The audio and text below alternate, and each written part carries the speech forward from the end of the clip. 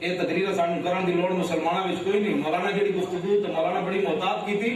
تسی سوچ سکتے ہو جس بندے پولیس والے نے یا جس فوجی نے اس مسلمان نو گولی ماری وہ قیامت والے دن حضور دی بارگاہ وچ کن جائے گا؟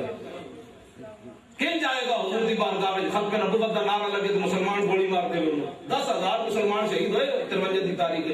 مولانا تو بڑی رکھ رکھاؤ نال گلاں کیتیاں ورنہ بچتا کچھ نہیں پاکستان دا. 10,000 مسلمان کس جرم میں شہید ہوئے؟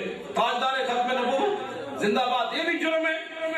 اے جرم ہے اس ملک کے جو حضور دی ختم نبوت دا نعرہ لانا.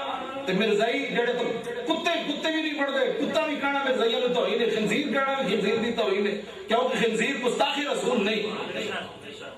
مرزائیوں پہ لعنت. چھوڑو جی پر لعنت ہے. اسی تقریریں کتنی کی ہم حضور کی ختم نبوت پر جو روٹے میں لفافے میں بات ڈال جب آپ بات کریں گے تو ایسے ہی ہوگا نا. آپ اپنے نہیں بتاتے پیدا ہونے کے بعد جب سن شعور کو پہنچاؤ پترا